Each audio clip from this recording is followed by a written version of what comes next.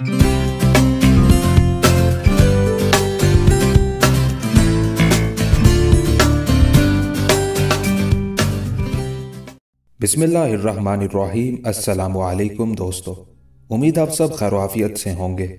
सुल्तान Shamsuddin Altamash part 9। देव महाकाल का मंदिर दिवाली के चिरागों से जगमगा रहा था। मंदिर के इहाते में इतनी चहल पहल थी कि रात पर दिन का गुमान होता था। मंदिर के खादमों ने पेड़ों की शाखों के साथ भी चिमनीदार कुमकुमे लटका रखे थे, जिनकी झिलमिल करती रोशनियां कन्याओं के झुमकों से टकराती और देखने वाली आंखें चकाचौंध होकर रह जाती। आज हर किसी ने नए कपड़े पहन रखे थे। आज दिवाली का दिन था। मंदिर के सामने फैले वसीओ अरीज मैदान में खूब हल्ला गुल्ला मचा हुआ था। कहीं आतिशबाजी के मुकाबले हो रहे थे तो कहीं ढोलक की ताप पर रक्स व गीत की महफिलें सजी हुई थी। हर कोई झिलमिल करती रोशनियों में मस्त था। मंदिर की देवदासियां अपने मखसूस लिबास में हवा के झोंकों की तरह इधर से उधर उड़ती फिर रही थी। मालवा और ग्वालियर के राजपूत नौजवान गुलाबी पगड़ियां सरों पर रखे मूंछों को ताव देते जगह जगह टोलियों की सूरत जमा थे।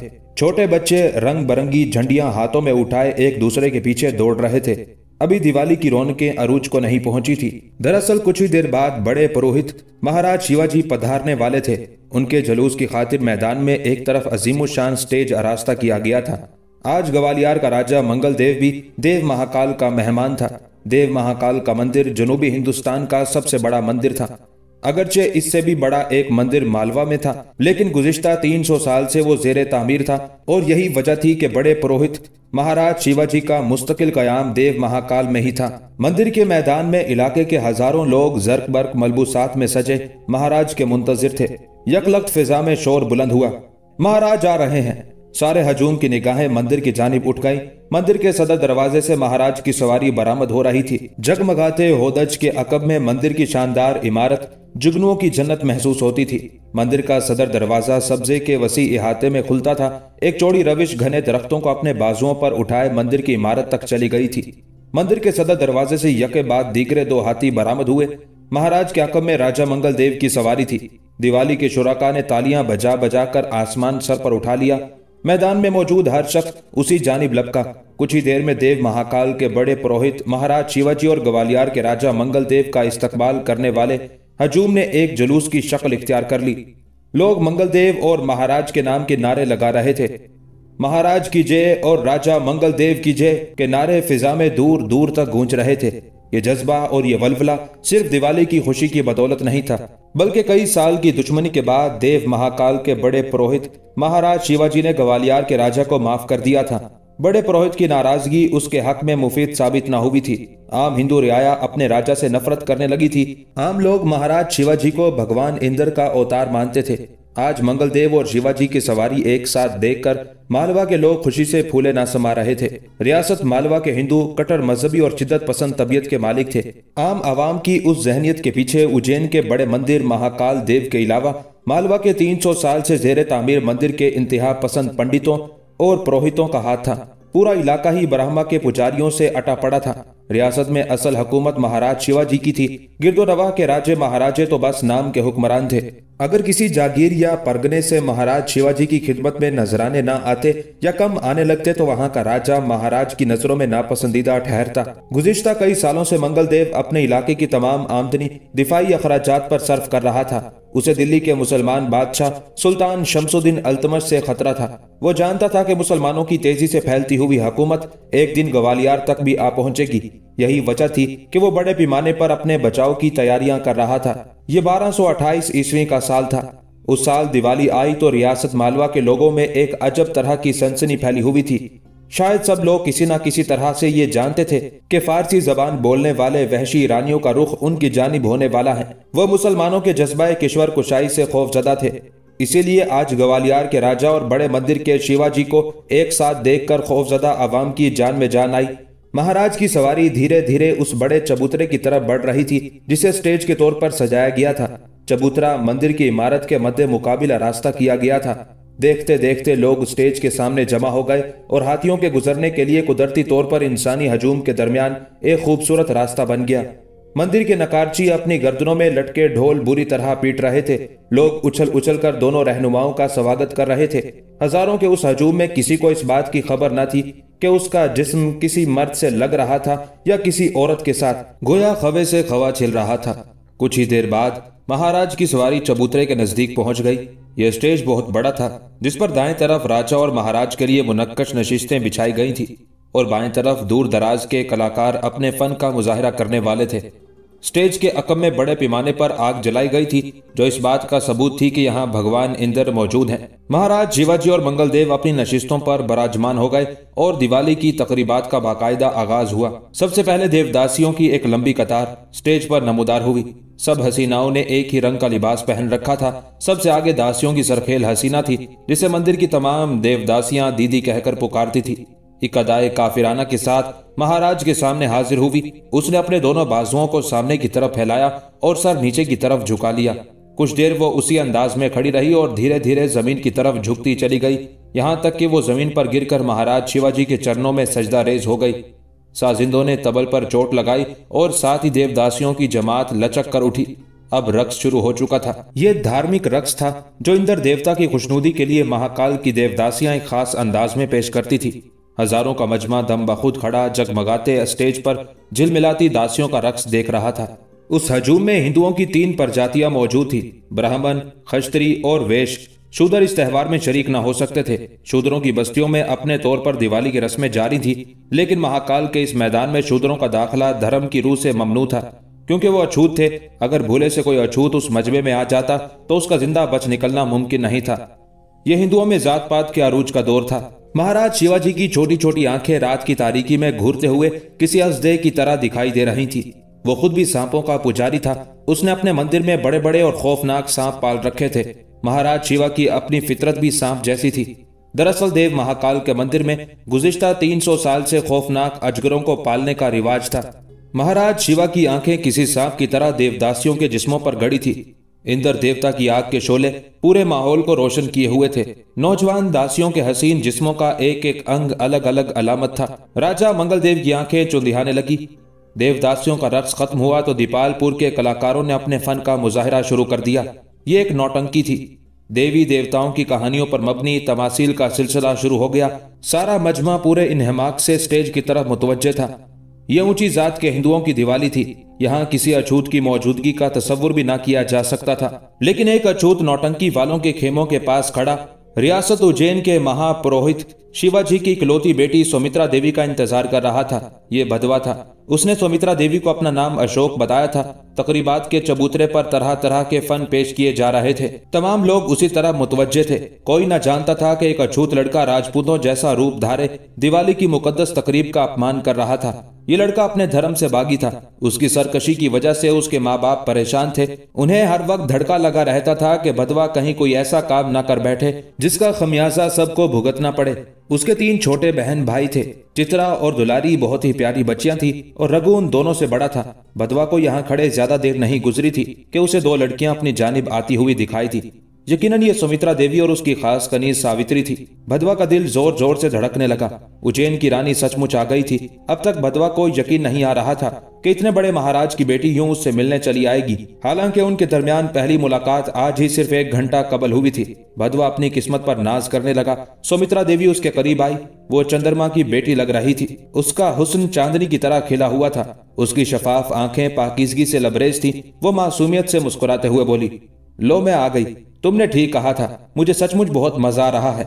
मैं आज जिंदगी में पहली मर्तबा किसी पहरे के बगैर आई हूँ। मुझे ये सब कुछ बहुत अच्छा लग रहा है। क्या हम कहीं बैठे? भदवा को सुमित्रा देवी के चेहरे पर नूर ही नूर नजर आ रहा था। उसका दिल जज्बात से लबरेज हो गया। ये लड़की शायद कोई ऋषि थी या फिर देवी, जो सिर्फ मोहब्बत और खलूस के मादे से बनाई गई थी। वो निहायत एहतराम से सुमित्रा देवी के साथ मुखातिब हुआ। देवी जी, आप तो सचमुच आ गई।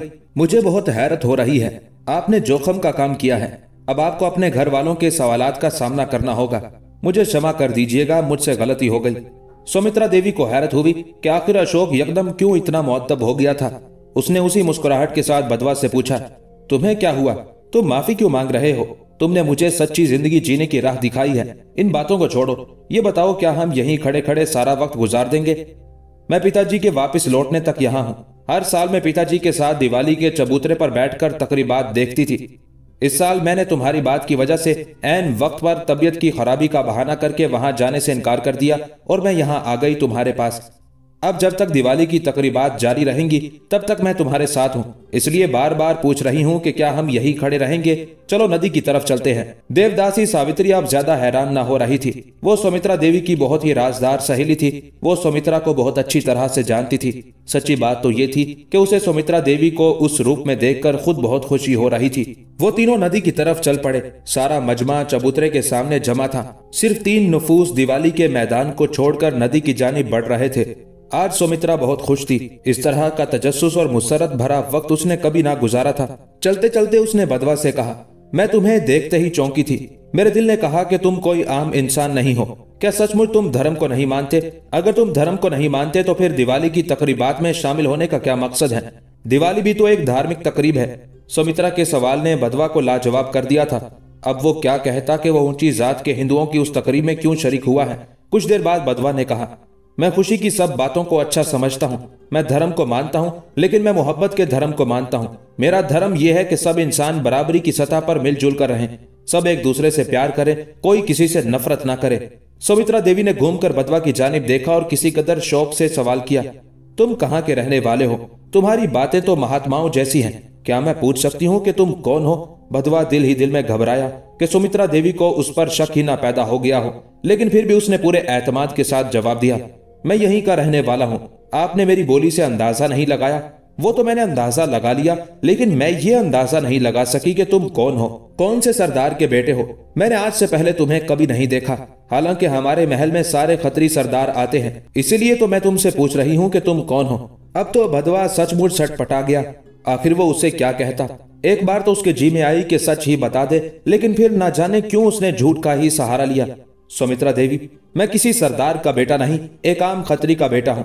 अब सुमित्रा देवी ने हैरत से लबरेज निगाहों के साथ बदवा से सवाल किया, लेकिन तुमने तो ठाकुरों जैसी पगड़ी बांध रखी है। बदवा के पास कोई जवाब नहीं था। बेसाख्ता उसका हाथ ऊपर उठा और पगड़ी को छूने लगा। इससे पहले कि वो कुछ और कहता, सुमित्रा देवी ने खुद ही उसकी मुश्किल आसान कर दी। अच्छा चलो छोड़ो ये सब फजूल बातें हैं। हाँ तो तुम क्या कह रहे थे रूपा से कि पिछले जन्मों के पापों ने उसे शहजादी बना दिया है? क्या तुम जन्मों को नहीं मानते? अगर तुम नहीं मानते तो फिर मुझे भी समझाओ। मुझे बहुत तजस्सुस है कि आखिर तुम धर्म की बातों पर विश्वास किए बगैर कैसे जी रहे हो। इसी तजस्सुस के हाथों मजबूर होकर मैंने तुमसे दोबारा मिलना चाहा। बदवा सर झुकाकर सुमित्रा की बात सुनता रहा। फिर एकदम सर उठाकर उसने कुछ कहना चाहा। आप? बदवा ने अभी आपका लफ्ज ही कहा था कि सुमित्रा ने उसे टोक दिया। देखो मुझे तुम्हारा ये अंदाज़े तखातुब पसंद नहीं है। मुझे तो तुम्हारा वो अंदाज पसंद है जब आज अचानक नमूदार होकर तुमने रूपा को खरी खरी सुना दी।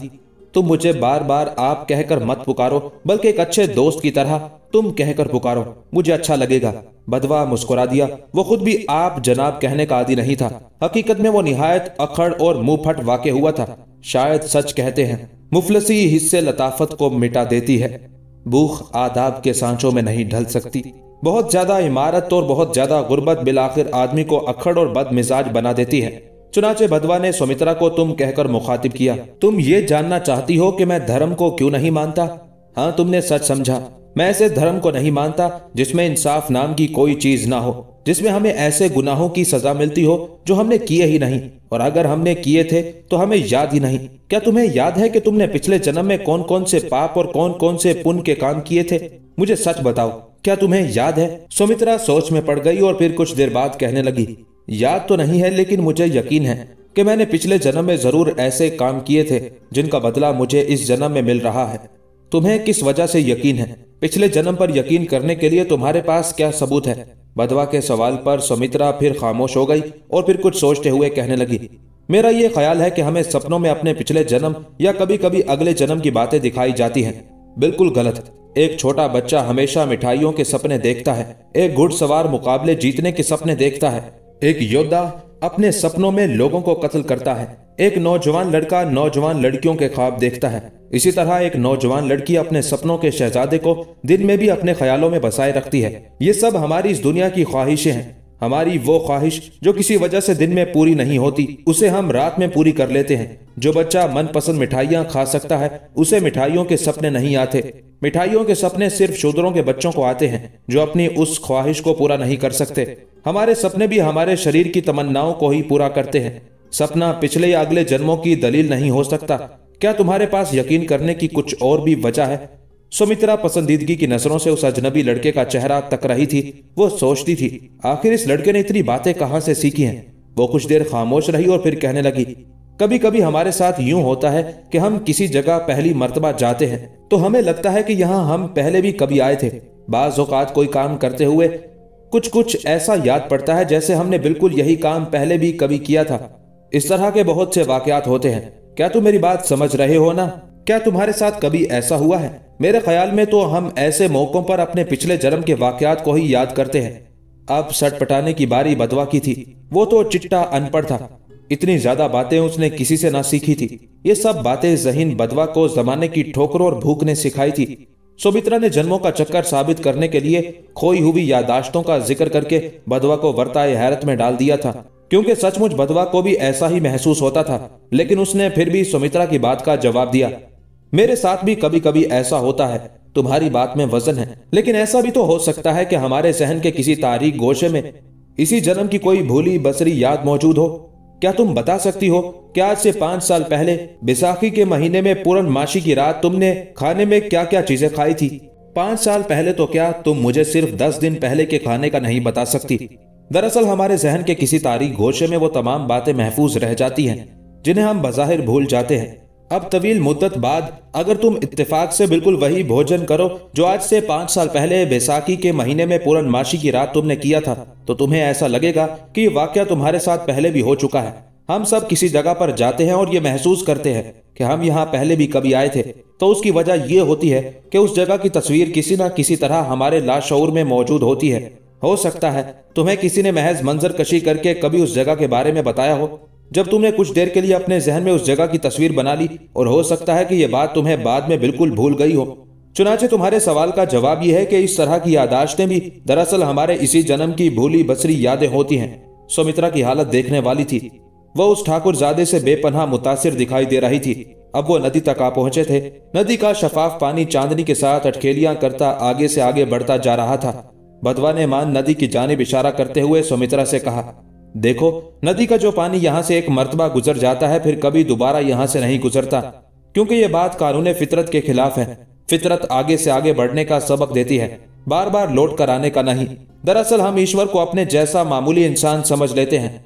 हम हर बात का खुद पर कयास करते हैं। हमें गुस्सा आता है, हम खुश होते हैं। हम अपने खिलाफ जुल्म का इंतकाम लेते हैं। हम जरा जरा सी बात पर झूम उठते हैं। ये सब जज्बात हम अपने ईश्वर पर भी मुंतबिक कर देते हैं। यही वजह है कि हम पिछले जन्मों के पापों का अकीदा रखते हैं, क्योंकि हम समझते हैं कि खुदा भी हमारी तरह गुस्से में आ जाता है। ईश्वर हमारी तरह नहीं है, बल्कि उसने हमें पैदा किया है, लिहाजा वो हमसे बहुत बुलंद और बड़ा है। वो हमसे इंतकाम नहीं लेता और ना ही बच्चों की तरह जरा जरा सी बात पर खुश होता है।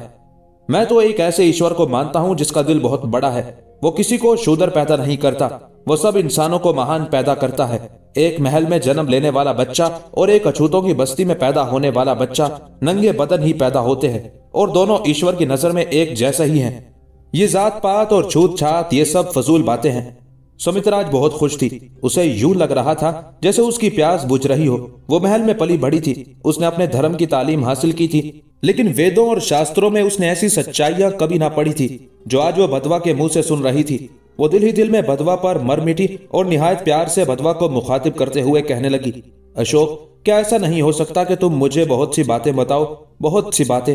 मुझे लगता है जैसे मैं प्यासी हूँ, मेरी समझ में कुछ नहीं आता। अपने धर्म पर से मेरा भी विश्वास उठने लगता है, लेकिन मैं डरती हूँ कहीं भगवान मुझे नर्क में ही ना भेज दे। क्या तुम नर्क और स्वर्ग को भी नहीं मानते? मैं तो ये जानता हूँ कि मेरा नर्क और स्वर्ग यही है। मेरे कर्म ही मेरा मुस्तकबिल लिखते हैं।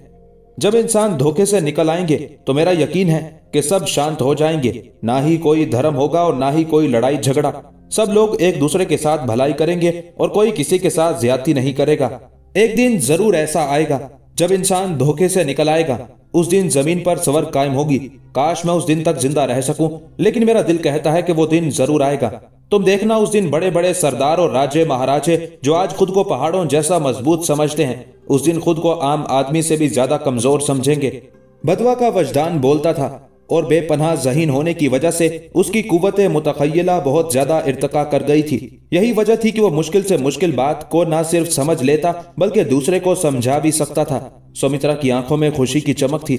उसके लिए अशोक का साथ किसी देवता के साथ जैसा था। कभी कभी तो वो सचमुच यही सोचने लगती जैसे अशोक कोई देवता हो। वो चौंक कर बदवा की जानिब देखने लगती। बदवा की बड़ी बड़ी रोशन आंखों में झांक कर उसे सचमुच ऐसा लगता जैसे ये लड़का कोई देवता है। सुमित्रा तो फिर भी अशोक को इंसान समझ रही थी, लेकिन सावित्री को तो अब यकीन हो चुका था कि नदी के किनारे देवताओं जैसी बातें करने वाला ये नौजवान कोई इंसान नहीं हो सकता। वक्त गुजरता गया और वो नदी के किनारे एक बड़े पत्थर पर बैठे उसी तरह की बातें करते रहे, यहाँ तक कि वक्त गुजरने का एहसास ही ना हुआ और पता उस वक्त चला जब रात आधी से ज्यादा बीत चुकी थी। तकरीबात कब की खत्म हो चुकी थी और महाराज शिवाजी को वापस मंदिर गए 1 घंटा होने वाला था। आज बदवा जब दिवाली के जश्न में आया था तो दरअसल उसने बहुत बड़ी गलती की थी। शाम का अंधेरा फैलते ही वो अपनी बस्ती से देव महाकाल की तरफ निकल आया। पहल तो वो भीड़ में घूमता रहा, लेकिन फिर उसे अपने अछूतों जैसे लिबास का ख्याल आया तो वो घबरा गया। उसने सोचा कि यहाँ से निकल भागे, क्योंकि यहाँ हर तरफ ऊंची जात के हिंदू जमा थे। लेकिन उसे मालूम नहीं था कि तकदीर आज के दिन उसकी जिंदगी का नया रुख तहरीर करने वाली है। अभी तक उसे कुछ मालूम नहीं था कि वो मंदिर में जाएगा, वहां उसे देवियां मिलेंगी और ये कि महाराज शिवाजी की बेटी सुमित्रा देवी उसके प्यार में मुब्तला हो जाएगी। वो देव महाकाल के मंदिर तक कैसे पहुंचा, उसने अछूतों का लिबास उतारकर ठाकुरों जैसी पोशाक कैसे पहनी, वो लड़कियों की महफिल में क्यों घुस आया, इन तमाम सवालात के जवाब भी कम पुरतजस्सुस नहीं थे। सुमित्रा देवी की मुलाकात से पहले जब उसने अभी ठाकुरों जैसा भेष नहीं बदला था, वो सचमुच खौफजदा था। लेकिन दिवाली के चिराग जल उठे और दिन की रोशनी गायब हो गई तो किसी हद तक बदवा के दिल को तसल्ली हुई। अब उसके पहचान लिए जाने का अंदेशा पहले से कम था। उस पूरे हजूम में एक भी अछूत नहीं था, लेकिन यही एक अछूत था, ये बदवा था। बदवा नीच जात के एक बढ़ई वासु का बड़ा बेटा था। वो बेहद जज्बाती था। हालांकि उसे मालूम था कि देव महाकाल के मंदिर की तरफ जाना भी शूद्रों के लिए पाप है, लेकिन वो बाज न आया। उसे दिवाली की खुशियां और रौनकें देखने का शौक था। उसने सुन रखा था कि ऊंची जात के हिंदू बहुत ही शानदार तरीके से दिवाली मनाते हैं और यहाँ आकर तो उसकी हालत ही गैर हो गई। यहाँ तो उसकी तवक्को से कहीं बढ़कर रौनकें थी। उसका दिल जोर जोर से धड़कने लगा। अगर किसी ने उसे पहचान लिया तो, अगर वो पकड़ा गया तो फौरन कत्ल कर दिया जाएगा। ये बात बदवा अच्छी तरह से जानता था। शूदर कम जात हिंदू थे, उनके नसीब में ऊंची जात के हिंदुओं की तरह जिंदगी की आसाइशें और खुशियां नहीं होती थी। वो इंसानियत का सबसे मकरूह चेहरा थे। शूदरों की बस्तियां बाकी हिंदुओं से अलग थी। आज बदवा की अपनी बस्ती में भी दिवाली का जश्न मनाया जा रहा था, लेकिन बदवा को वो सब फीका फीका सा लगता था। उसे अपने लोगों के चेहरों पर यतीमी के बादल बिल्कुल अच्छे ना लगते थे। वो अक्सर सोचता था कि भगवान ने उन्हें शूदर क्यों बनाया है। वो अपने बुजुर्गों से सवाल करता तो उसे जवाब मिलता कि बेटा, इंसान को उसकी माया जाल में 7 जन्म मिलते हैं। पिछले जन्मों के गुनाहों की पादाश में मखलूकात के मर्तबे मुरत्तब होते हैं। हम लोगों ने जरूर पिछले जन्म में कुछ पाप किए होंगे, लेकिन बदवा के हलक से ये बात कभी ना उतरी थी। वो सोचता था कि इसमें उसका क्या कसूर है। उसे तो पिछले जन्म का कोई पाप याद ही नहीं था। ये कैसी सजा है जिसमें जुर्म मालूम ही नहीं। वो सोचता जब तक भगवान उसे बता नहीं देता कि पिछले जन्म में उसने क्या पाप किए थे, वह उस कानून को मानने के लिए तैयार नहीं जिसने उसे नामालूम गुनाह की पादाश में अछूत पैदा किया। बदवा ने आज बहुत बड़ी गलती की थी। उसे ऊंची जात के हिंदुओं के जश्न में नहीं आना चाहिए था। यहाँ सिर्फ हर तरफ ऊंची जात के लोग थे और बदवा तो अपने लिबास से साफ पहचाना जा सकता था कि वो शूदर है। बदवा के दिल में यह ख्याल आया तो मारे खौफ के उसकी हालत पतली हो गई। यकायक उसे अपनी मौत अपने सामने दिखाई देने लगी। वो जानता था कि धर्म भ्रष्ट करने के जुर्म में उसे जिंदा गाड़ दिया जाएगा। बदवा सर से लेकर पैर तक पसीने में डूब गया। अब फरार का कोई रास्ता नहीं था। वो हजारों लोगों के बीचों बीच था। अगर किसी की नजर उसके लिबास पर पड़ जाती तो वो फौरन पहचान लिया जाता कि ये लड़का अछूत है। मान उसके जहन में एक अछूता ख्याल आया। मौत का खौफ शख्सियत पर हावी हो तो अछूते ख्याल आ ही जाते हैं। वो किसी राजपूत लड़के की पगड़ी चोरी करने का सोच रहा था। अगर वो किसी तरह से ठाकुरों जैसी गुलाबी पगड़ी हासिल कर लेता तो उसका पहचान लिया जाना मुमकिन न रहता। वो अपने कद काठ के बारे में मुतमईन था। ये सब वाकया सुमित्रा देवी की मुलाकात से पहले के थे। बदवा एक खूबसूरत जवान था। अभी उसकी उम्र मुश्किल से 22 बरस भी नहीं थी। कि उसके बाजुओं की मछलियां जवानी के नशे में मस्त होकर फड़कने लगी थी। सर्व के पौधे जैसा कद और उस पर खिलती हुई रंगत देखकर तो कोई भी ना कह सकता था कि वो अछूत है। फर्क था तो सिर्फ लिबास का।